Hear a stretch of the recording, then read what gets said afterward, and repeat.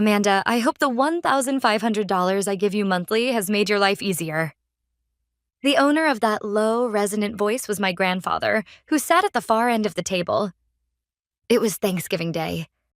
My grandfather, who was usually extremely busy as a businessman and rarely showed his face at family gatherings, had unusually decided to join the dinner this year. Because of that, my father, Jonathan Brooks, my mother, Karen Brooks, and my younger sister, Madison, were desperately acting as if they were welcoming royalty. There was the highest quality turkey, mashed potatoes lavishly filled with truffles, and a vintage wine from the year my grandfather was born. The living room was filled with the savory scent of the dishes and the cheerful laughter of my family. Being able to see my grandfather again after such a long time was a great joy for me. To tell the truth, ever since I left home, I had never attended Thanksgiving at my family home. I originally had no intention of coming that day either, but I couldn't refuse my grandfather's earnest invitation when he said, "I'll come this year. So Amanda, you come with me." And so I crossed the threshold for the first time in years. However, that perfectly staged atmosphere and my family's insincere behavior made me feel unbearably uncomfortable. As my father and the others tried to keep my grandfather in a good mood, the occasional glances they shot at me carried an unspoken pressure telling me not to say anything unnecessary. Eventually, the main dish was cleared away and pumpkin pie with a sweet spice aroma and coffee were brought out. Then the family's tension loosened slightly and a relaxed atmosphere began to spread. My grandfather quietly placed his coffee cup back on its saucer and suddenly fixed his gaze directly on me. In his eyes was a pure sense of concern for his granddaughter, whom he hadn't seen in a long time. "Amanda, haven't you lost a little weight? How are you feeling? You shouldn't push yourself too hard." The unexpected kindness made the tension in my heart loosen just a little. I gave him the best smile I could and answered as brightly as possible. "Thank you, Grandpa. I'm doing well. And if you'd like, you can come visit my place sometime." My grandfather narrowed his eyes with delight and nodded, saying, I would love to." And then he continued, "Have you gotten used to living alone? Becoming independent is no easy task." My grandfather went on with casual conversation in a gentle tone, but then, as if remembering something, he added more words. "Well, as long as you have a solid financial foundation, I suppose you can live with some peace of mind. With my monthly support, you don't have to worry about rent and your life should be much easier, right?" The sound of cutlery stopped, and every gaze in the room pierced into me, sitting small in the corner of the table. I couldn't keep up with the sudden question, and I barely managed to squeeze out my voice. "What are you talking about, Grandpa?" My question echoed emptily through the tense silence. If it's about that money, you don't need to worry." My father quickly cut in, interrupting my words with a swift tone. He didn't even bother wiping the sweat forming on his forehead as he forced a fixed smile toward Grandpa. "Amanda can be a little naive about the world, you know? Since she's not good at managing money, we simply took responsibility and handled it for her." Those words were like oil poured onto an open flame, making my grandfather's expression grow even harsher. "Manage it, you say?" His voice was low, tightly suppressing his anger. "Then answer me, Jonathan. If Amanda is supposed to be the one benefiting from this, why does she look as though she knows nothing about it? Can you show me proof right here, right now, that my money is truly being used for this child just as you claim?"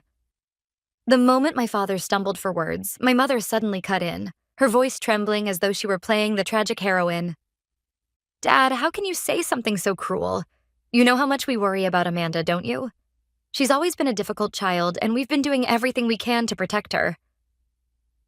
But my grandfather was no longer fooled by her theatrics. He cut her off and exclaimed, "Be quiet, Karen. It was you who begged me for financial help in the first place." The air in the living room grew even colder. He then continued, "Was it 5 winters ago? With your voice trembling on the phone, you told me this?" Amanda left home without listening to our advice. "She's sick, and we're worried she won't be able to live alone. We can't sleep at night." I believed those words. I believed in your concern for your daughter and started sending the money. And now look. All I hear from this child is, "What are you talking about?" Explain to me what is going on. Exposed by the truth, her face turned deathly pale and she was left speechless. When she looked around as if begging for help, Madison, who had been silently picking at her nails until then, suddenly shouted in a shrill voice, "Grandpa, stop it already! You're going too far!" Madison stood up and glared at me. "You have no idea how much Mom and Dad have struggled. Amanda, you're always like this. Always talking about your own pain and suffering and never once thinking about how much everyone else has supported you. Even if you got the money, you'd just blow it all on meds or whatever nonsense you waste money on. That's why Mom and Dad have been managing it for you. What's wrong with that?" Those words became the final trigger. Madison knew. She knew exactly what our parents had been doing, benefited from it, and helped deceive me all this time.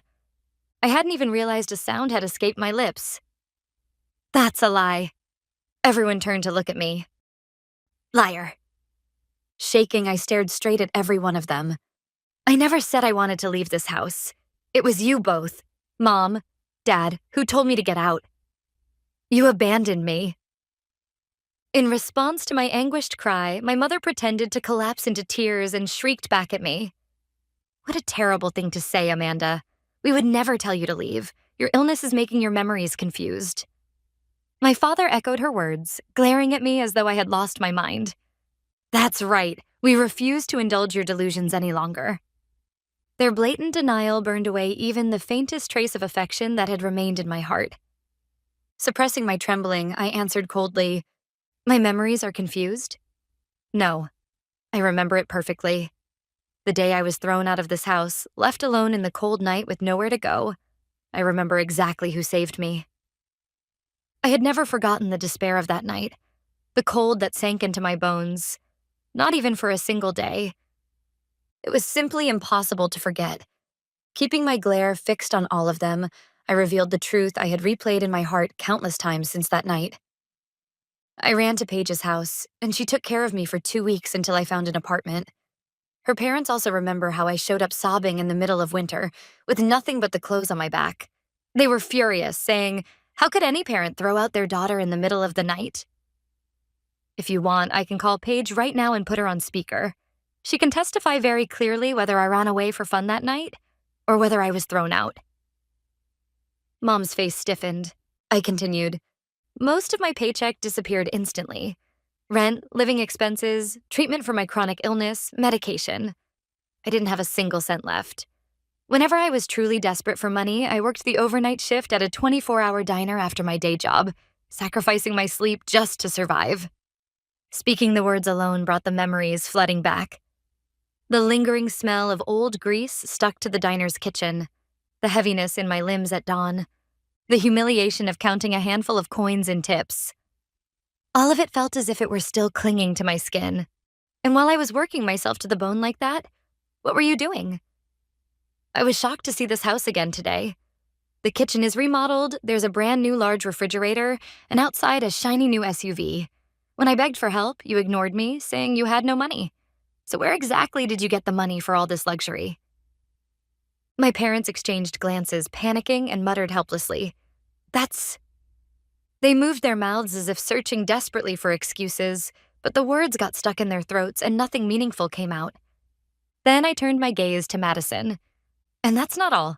Last summer, the three of you took a trip to Hawaii to celebrate Madison's high school graduation, didn't you? I saw it on your Instagram, Madison. You were laughing on the beach and you looked like you were having the best time of your life." At this direct accusation, Madison's face flushed bright red. "That's only because you were sick and you wouldn't have been able to travel anyway." She tried to make another excuse, but under Grandpa's icy stare, she swallowed her words. She only looked down in embarrassment. She too was an accomplice in this deception. Grandpa watched the ugly argument with a cold, unblinking gaze. Eventually, he quietly said, "That's enough," and took control of the room. Grandpa pulled his smartphone from his pocket and began making a call. Everyone in the room held their breath at his unexpected action. "It's me. Sorry to bother you on Thanksgiving. I need something urgently. Please send the full transaction history of the transfers I made every month from my personal account to Karen's, from 5 years ago until now, as a PDF to my email immediately. I want to confirm it here and now." His voice was quiet, but carried an undeniable authority that allowed no refusal. My father shouted in panic, "Wait, what are you doing?" but Grandpa only shot him a cold look and did not respond. The only sound in the room was the ticking of the clock. After what felt like an eternity, Grandpa's phone vibrated softly with an email notification.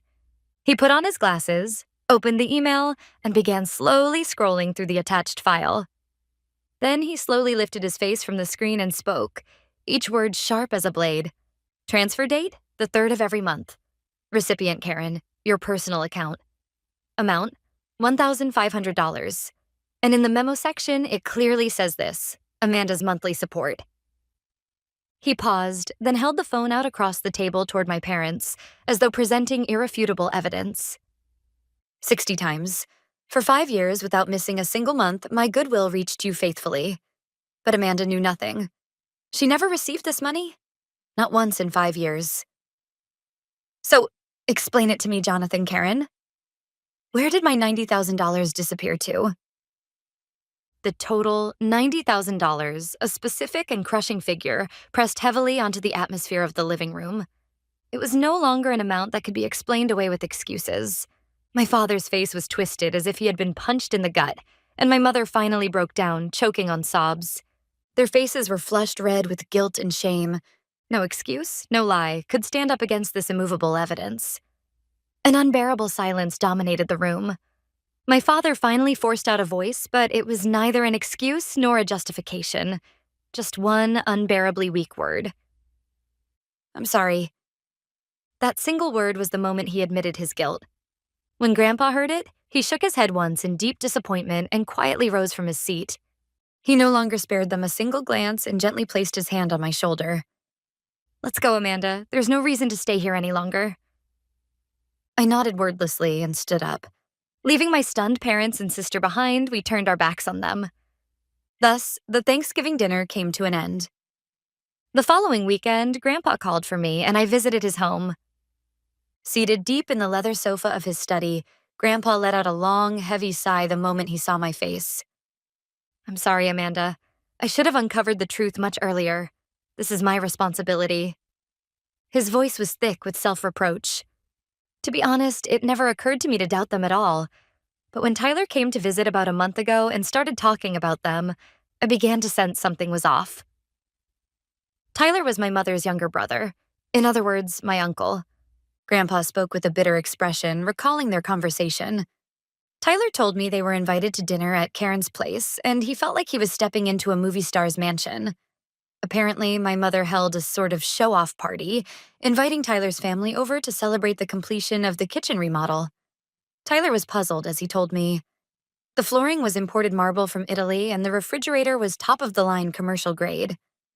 I know Jonathan's company is doing only moderately well, so where did all that money come from? Don't tell me you have been secretly helping them out. Grandpa exhaled deeply, his face heavy with regret. The moment I heard Tyler's words, a terrible suspicion flashed through my mind. I was giving help. Yes, but that help was meant for you, Amanda. But what if the money wasn't going to you, but straight into their pockets? Tyler's description of their extravagant lifestyle would suddenly make perfect sense. That was the first time I realized the frightening possibility. I should have confirmed things with you much sooner. I thought I was helping you, but instead I ended up letting you suffer for 5 years. I quietly shook my head. It's not something you need to apologize for, Grandpa. If you hadn't spoken up, I might have lived my whole life without ever knowing the truth. I'm grateful to you. And then, for the first time, I confessed something I had kept buried in my heart. Ever since the day I was thrown out of the house, I fought with everything I had. When I realized I couldn't rely on my family, I decided I had no choice but to become strong. Strong enough to wear armor made of iron. I worked day and night, studied business through the pain, and 3 years ago, I started my own small consulting firm. Grandpa's eyes widened in astonishment. At first, all I had were tiny jobs, and there were so many times I thought I would break. But I never gave up. Now things are finally starting to move in the right direction. My clients are growing, and I'm financially stable enough that I don't need anyone's help anymore. I continued in a calm voice as I looked out the window. Of course, I lost a lot along the way. But because of that hardship, I was able to become truly independent. I gained a strength that belongs only to me, something no one can ever take away. When Grandpa finished listening to my words, he nodded deeply, his expression filled with both relief and pride. I see. You've grown into a fine woman, Amanda. You truly have worked hard, all on your own. His eyes glistened with faint tears, but his expression soon shifted into something far more severe. But that doesn't mean Jonathan and Karen's crimes can simply disappear. While you were struggling this much, they were stealing your money and living in luxury. This has gone far beyond the bounds of something that can be forgiven as a family matter. Grandpa spoke in a resolute voice. I intend to take formal legal action against them. This is a crime. They need to understand the weight of what they've done under the full force of the law. However, this will also pull you into the fight. I cannot proceed without your consent. Amanda, tell me what you want. At his words, I nodded quietly. I feel the same way, Grandpa. They need to face what they've done without looking away. Grandpa gave a heavy, solemn nod. Very well. Then we act at once. There is no need to show them mercy. With that, Grandpa reached into his coat without hesitation and pulled out his smartphone. He tapped the screen a few times and held it to his ear.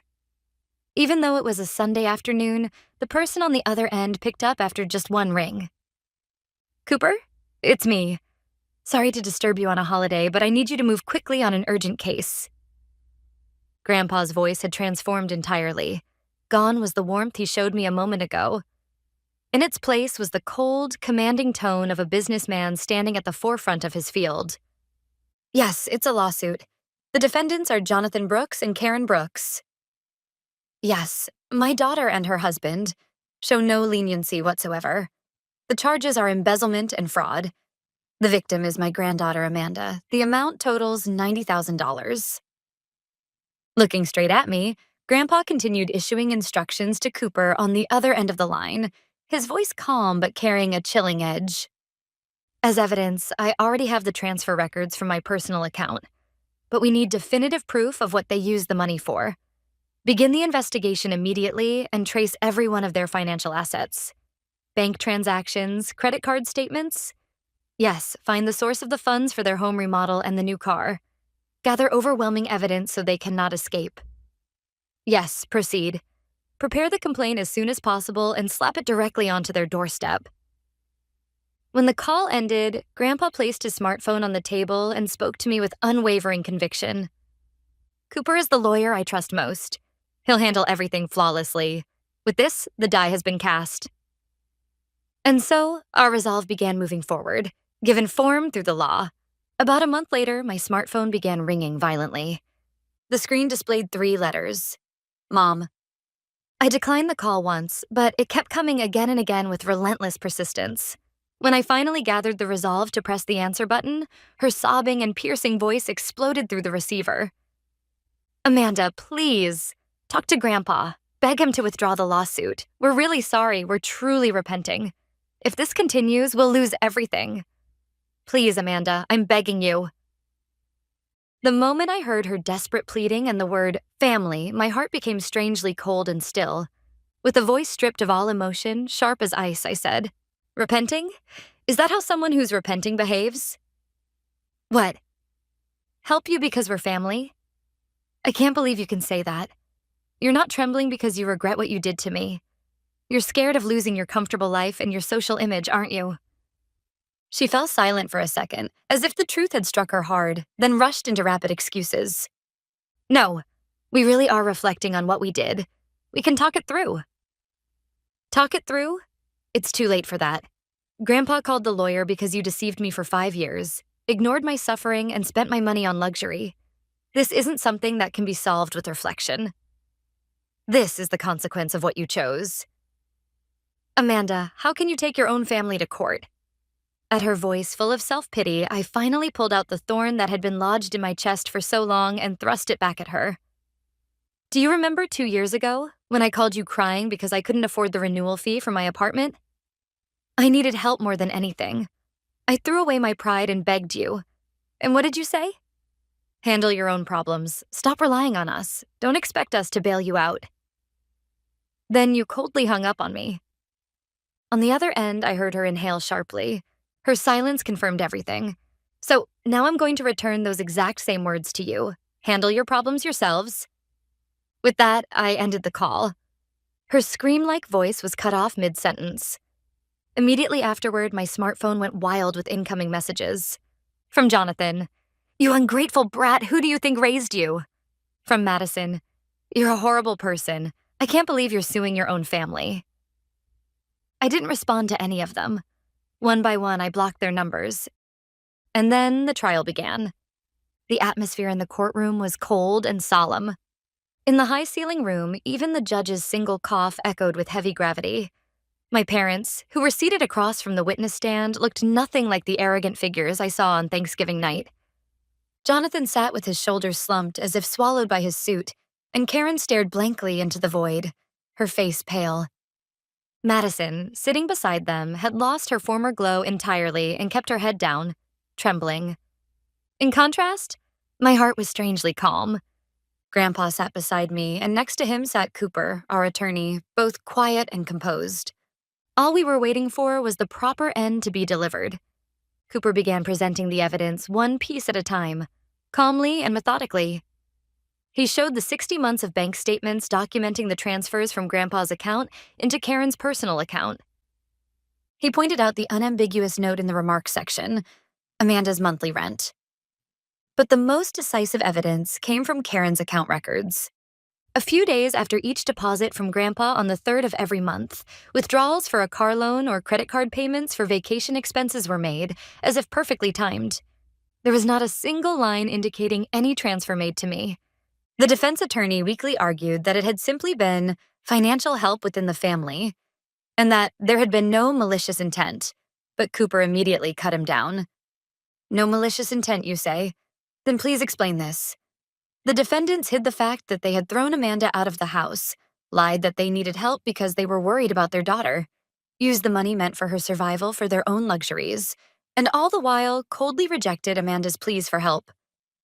Where in this series of actions are we expected to find goodwill? The courtroom fell silent. Everyone understood the ugly truth of this family. When the closing arguments ended, the judge opened his mouth to announce the verdict. His voice carried no trace of emotion, sounding instead like the voice of the law itself. The defendants, Jonathan Brooks and Karen Brooks, are found, beyond any reasonable doubt based on the submitted evidence, to have committed unlawful misappropriation of funds belonging to the plaintiff, Amanda Brooks. Therefore, the defendants are hereby ordered to return the full amount of $90,000 misappropriated over the course of 5 years, plus an additional 5% annual interest for delayed damages. A sharp sound echoed as the gavel struck. That dry sound signaled my severance from the past. Jonathan hung his head in defeat, and Karen quietly collapsed in tears. I did not look at them.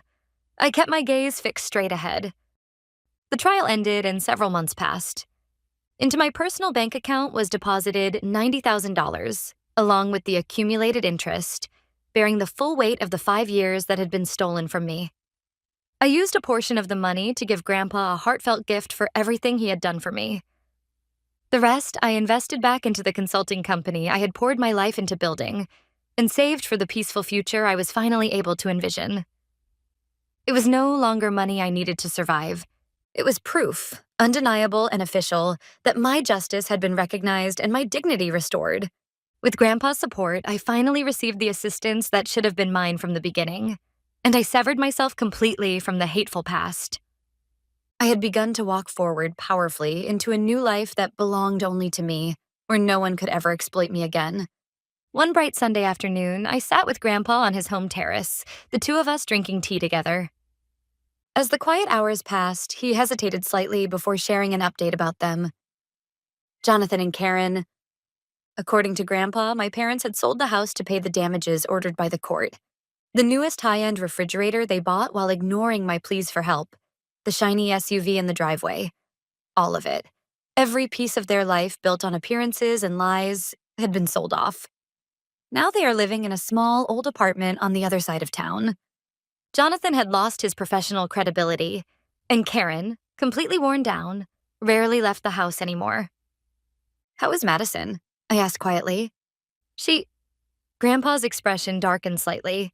With no financial support from her parents, she can no longer live the extravagant life she used to. She's working at a nearby supermarket now, trying to get by. And from what I hear, she blames Jonathan and Karen for everything that has gone wrong in her life and screams at them every day. The kingdom they had built on illusions had collapsed entirely from within. Even hearing all of this, no joy or satisfaction rose within me. Only a deep, quiet sorrow, a sense of the emptiness of what their greed had ultimately brought them. I set my cup down and looked up at the sky. "It's fine now," I said. "Whatever happens to them, it has nothing to do with my life anymore.